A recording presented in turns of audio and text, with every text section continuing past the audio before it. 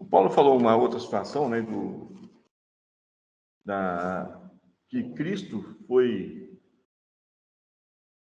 morreu não pelos nossos pecados, mas morreu para que nós entrássemos na herança, ou entrássemos no processo da semelhança, antes da fundação do mundo. Não é isso, Paulo? Onde é que está essa passagem? Percebe? Então, todo mundo, né, as igrejas pregam aí que Jesus Cristo morreu pelos nossos pecados. Não, ele não morreu pelos nossos pecados. Ele morreu porque era necessário, que a semente é incrível, né? Ela precisa de morrer para poder renascer como uma árvore. Tá? Se a semente não for morta, ela não vira a árvore que ela tem que virar. E se ela não virar a árvore, ela é única. Se ela é única, né? Ou seja, ela é o unigênito do Pai. Mas no momento em que ele foi morto, crucificado, morto, e ressuscitou, ele já renasceu como o primogênito do Pai. E o primogênito abre um tantão de outras situações para nós, porque confere de novo as coisas espirituais com outras coisas espirituais. Tá? Nós estamos aqui pelo processo da semelhança. E agora, como nós não fazíamos parte, agora fomos inseridos na oliveira boa, nós fazemos parte do novo contexto divino, que antes era somente para os judeus, agora é para toda a humanidade. Todos os que o receberam, deu-lhes o poder de se tornarem filhos. Percebe?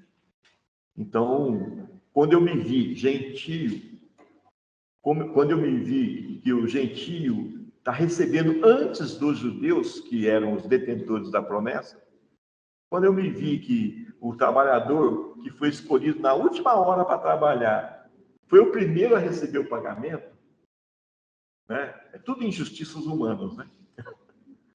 Mas é justamente para poder mostrar que a justiça humana é realmente um trapo de imundícia, né? Porque todos os outros trabalhadores acharam que iriam receber bem mais do que o primeiro, que não trabalhou nada praticamente, que chegou na última hora, entendeu? Somos nós. Nós não passamos pelos problemas do deserto, nós não passamos pelo problema de um tantão de situação que os judeus passaram. E nós estamos recebendo a primazia de receber o prêmio da soberana vocação em Cristo Jesus em primeiro lugar. Amém. Cara, isso é fantástico. Mas, de novo, referencial. Nós colocamos na referencial. Quem nós somos? Nós somos judeus? Nós somos descendentes de judeus? Nós estamos debaixo da lei? Qual lei que nós estamos debaixo? Nós não somos povo sem lei, né?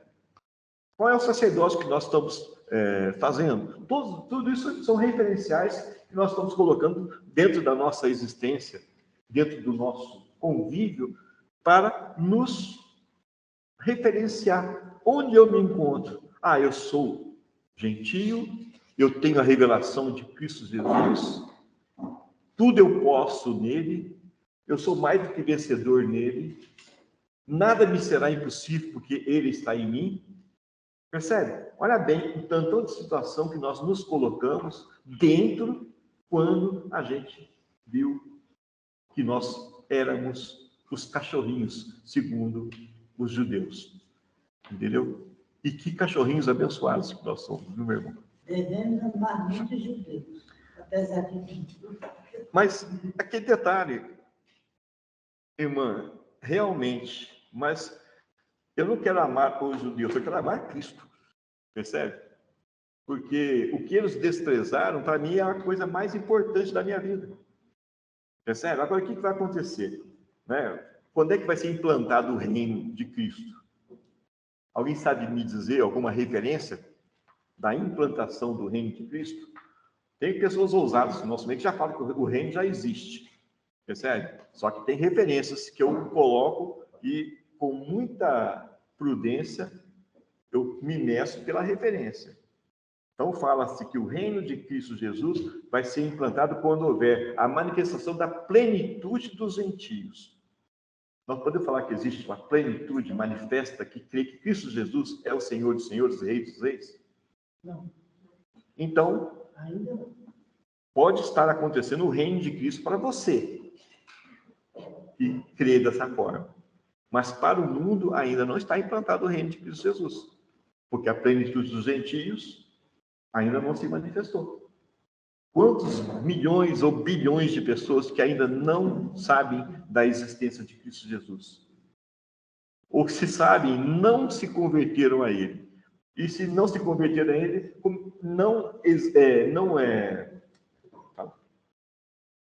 não exercitam a autoridade dele sobre a face da terra. Quantos bilhões de pessoas? Eu não sei mensurar isso, tá? Agora, é a única condição para a implantação do reino? Não. Além da plenitude dos gentios, tem que ser manifesta como é que chama? O remanescente de Israel. Ou seja, vai ter um remanescente, tá? E isso é meio dolorido de eu falar aqui. Remanescente é o que resta, tá? E geralmente, quando é assim, que aquele povo foi dizimado. Sabe o que é ser dizimado? É ser reduzido à 10ª parte. Tá? Aí tem umas coisas meio complicadas aqui para a gente conversar. Mas não é o caso nosso, porque nós somos gentios, nós não somos judeus, tá? Tem que lembrar vocês, nós somos gentios, ok? Mas para a implantação do reino na sua totalidade, precisa haver a plenitude dos gentios, mais o remanescente de Israel, reconhecendo o senhorio de Cristo Jesus, como Senhor dos senhores e Rei dos reis. Então, nós temos uma referência. Percebe? De novo, eu me pauto por essas referências, tá certo? Agora, eu também me pauto por aquilo... Pode falar. Aí poderia pensar assim, a plenitude do reino, mas nós já estamos no reino, mas não na plenitude do reino. Seria uma... Irmão, eu já ia falar, você tirou a palavra da minha boca. Tá? Agora, eu me pauto também pelo exercício de fé do nosso meio. Entendeu? Eu somo muito com o Manel, porque o Manel é porreta quando ele fala do reino. Né? Veja bem, se você pegar um histórico do Novo Testamento, desde o começo do Novo Testamento, já é falado com referência ao reino da chegada.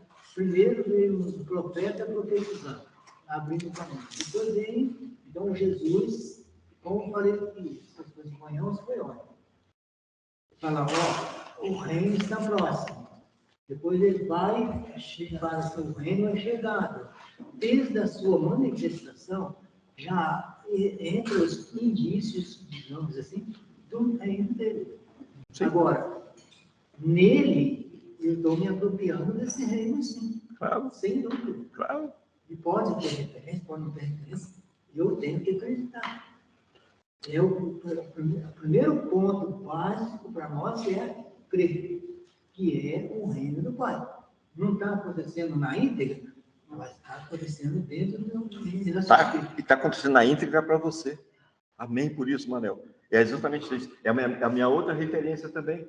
Eu tenho uma referência para o mundo e tenho uma referência para mim. A minha referência pessoal, eu tenho o Manel como uma referência para mim. Porque o caboclo é convicto quando ele fala acerca do reino. E está certíssimo. Está entendendo? Para você, Manuel, para mim também, o reino já está posto. Existe. Ele já está sendo vivido por nós. Porque eu penso dessa forma também. Tá certo? Agora, como bom engenheiro, eu estou referenciando o mundo. E o mundo ainda não se submeteu ao senhorio de Jesus. Não há plenitude. Não tem a plenitude ainda. Entende? Então, para o mundo, né, são duas referências aqui. Uma invalida a outra? Não. São complementares. Tá certo? São complementares. Agora, eu quero muito mais a referência que o Manel tem colocado para nós. É essa referência que eu tenho colocado na minha vida também. Né? De vez em quando tem uns peguinhas, né, Manel? Você comigo.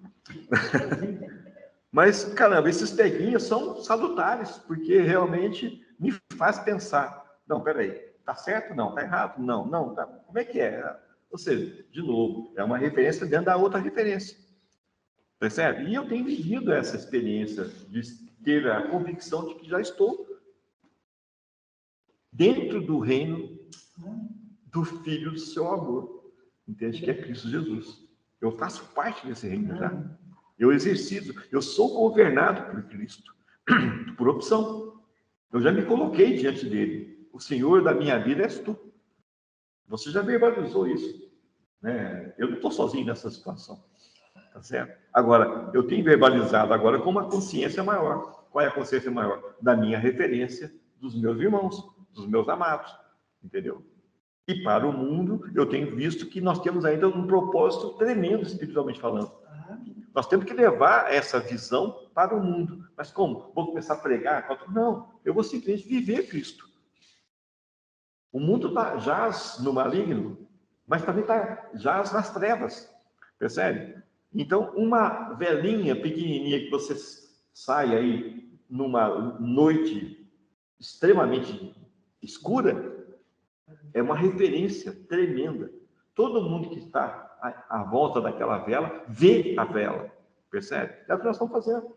Nós estamos fazendo com que a luz de Cristo brilhe em nós. Nós estamos dando permissão que a luz de Cristo extravase o nosso ser. E isso o mundo está percebendo. A nossa vida íntegra, a nossa vida reta, a nossa vida pura, a nossa vida que realmente o reconhece como Senhor e Salvador das nossas vidas, né? Está claro para o mundo. A postura correta, a postura justa, a postura fiel que nós temos, está claro para o mundo. Tá certo? E nós não vamos perecer. Nós não vamos ficar para trás. Tá? A gente vem observando as etapas que vem acontecendo. Né? E se a gente for observar direitinho, nós estamos vivendo ou participando da sexta etapa. Se começar lá de Gênesis até chegar a Jesus, até chegar aos apóstolos, vieram etapas. Né? As coisas foram se cumprindo de acordo com aquelas etapas. Então, no nosso caso, nós estamos na última etapa, nós não temos que fazer nada que os outros já fizeram. O caminho que os outros passaram, o que eles fizeram, cumpriram com as etapas que eles viveram e que foram destinadas para eles. Né? Então, nessa reta de chegada, exatamente a sexta etapa que nós estamos vivendo nela. Nessa sexta etapa, tem muitas coisas que vão estar acontecendo. Uma delas é o estabelecimento do reino definitivamente. O reino do Pai sendo estabelecido nessa terra definitivamente. É o estabelecimento do reino. Está para ser estabelecido na última etapa. Para isso que ele nos chamou lá atrás, nos guardou, não permitiu que nós estivéssemos junto com os outros, nos guardou para a última etapa. Vamos pensar dessa forma. Né? Vamos pensar dessa forma. E nessa etapa, gente, as obras maiores todas estão se cumprindo nelas. Né? Não é? E vai se continuar assim. Agora, o reino também é proclamado. Tem que proclamar. Alguém tem que se levantar e levantar a bandeira, e é o reino, é o tempo do reino. E, com isso, vai chegar lá ao povo de Israel. Eles vão ficar impactados quando ver o que o reino está chegando até eles, e eles não estão percebendo. O reino do Pai está sendo estabelecido e eles não estão percebendo. Mas, em algum lugar, tem que começar. Em algum lugar, Deus está começando. E aqui, enganando isso das pessoas. Primeiro, aos domésticos da fé. Né? Eu comecei falando, né, do espírito, alma e corpo, tá certo? E falei do espírito, que é mesmo? Reconciliado, tá certo? Então, os nossos espíritos foram reconciliados. Todos nós temos livre acesso ao coração do Pai. Todos nós temos livre acesso ao coração do Pai.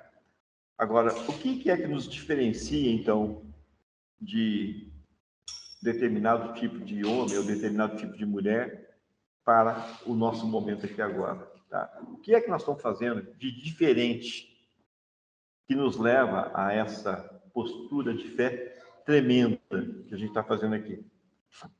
Não, o espírito não é salvo, é só reconciliado. Mas a Bíblia está cheia de salvação.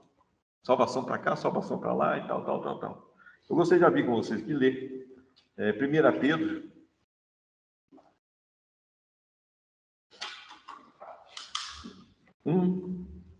Vou ler a partir do verso 3, tá?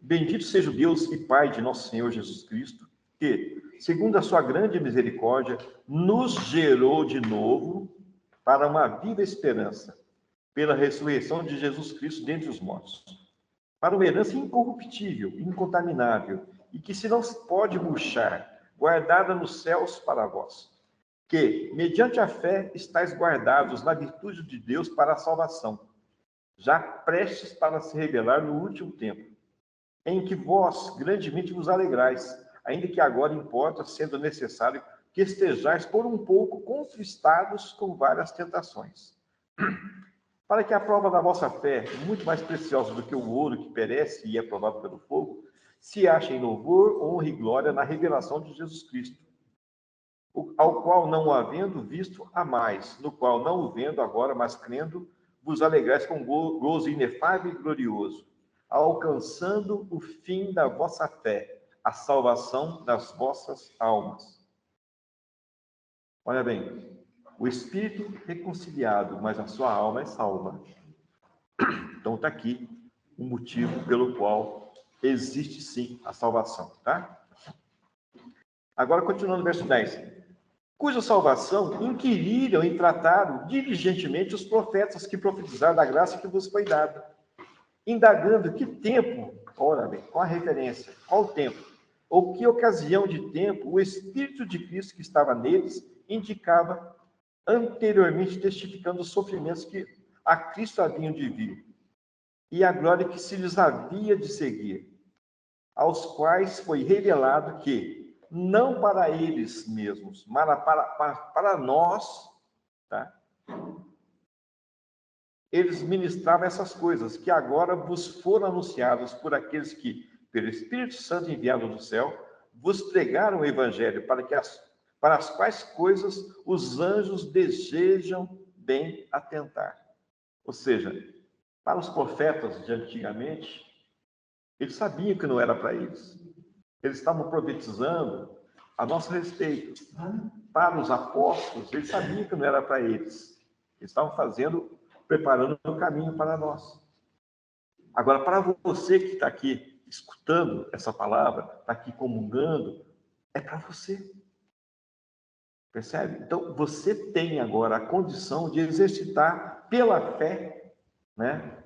Quando ela culminar, o fim da sua fé vai ser a salvação da tua alma. Percebe? Então, aí você pode me questionar, mas então Hitler salvou a sua alma? Claro que não salvou. Hitler voltou a ser o espírito que ele tinha antes da fundação do mundo.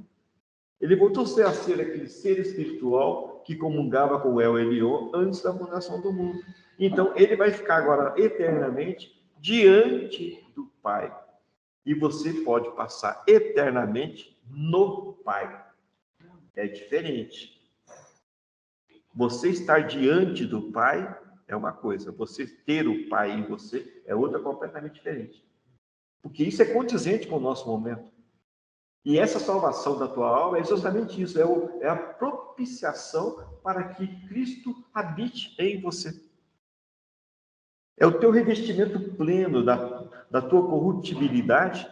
É o revestimento pleno da tua mortalidade, da incorruptibilidade de Cristo e da imortalidade de Cristo. Aí você está apto a conter Cristo dentro de você. É a arca da aliança novamente. Né? Eles prepararam, cortaram madeira, fizeram um móvel de madeira.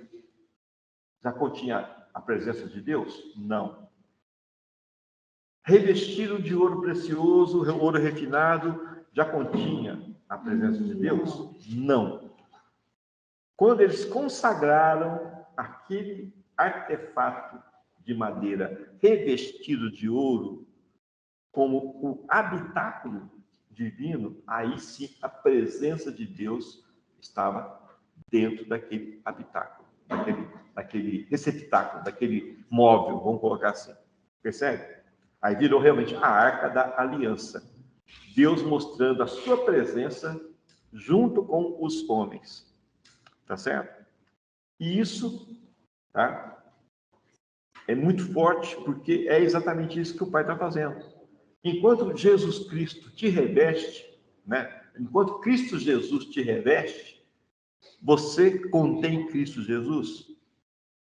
A tua mortalidade está passando para a imortalidade de Cristo. A tua corruptibilidade está sendo revestida da incorruptibilidade de Cristo. Você é Cristo? Ainda não.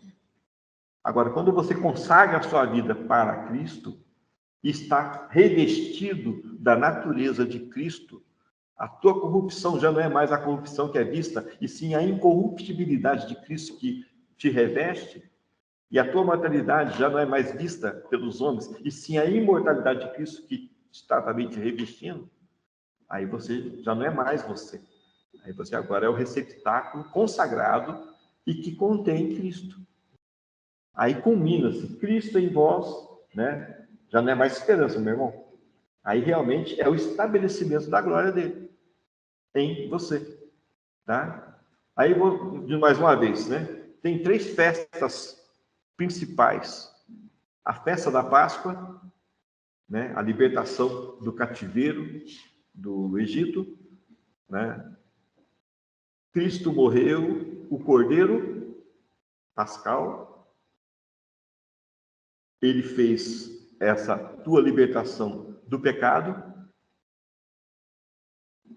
a salvação da tua alma pela festa de Pentecostes, que é o Espírito Santo de Cristo Jesus vindo até você, fazendo você morada e te levando às boas obras, que te vai fazer você ser revestido pela natureza de Cristo, que te vai preparar para aquilo que o Pai está querendo, que é o que você se tornar a expressão exata do ser que Ele é. Aí sim, com a salvação da tua alma, o teu corpo vai ser regenerado e cumpre-se em você agora, no teu corpo, a festa dos tabernáculos. O que é a festa do tabernáculo? Deus tabernaculando com os homens, né? Traduzindo, é a festa das cabanas, né? Eu estou falando um montão de coisa aqui, eu espero que o Espírito guie cada um de vocês na revelação dessas palavras que estão aqui. Parece um pouco sem sentido, parece um pouco sem nexo, mas se vocês tiverem, né, a devida postura de buscar Cristo, o Espírito de Cristo Jesus, para te revelar, isso vai ser vida na sua vida, tá? Eu espero que faça sentido para vocês. Agora, o que eu estou buscando é o cumprimento da festa dos tabernáculos em mim. Cristo habitando em mim. Agora, para que isso aconteça, eu tenho que estar preparado. E eu tenho feito isso pelo Espírito de Cristo que habita em mim. Tá certo? Então, mais uma vez, eu só posso declarar, pela autoridade de Cristo que habita em cada um de nós aqui, que isso seja luz, que isso seja vida para você, que isso faça sentido na sua mente, no seu espírito, no seu corpo, que você seja realmente a expressão exata do que o Cristo é em você. Amém?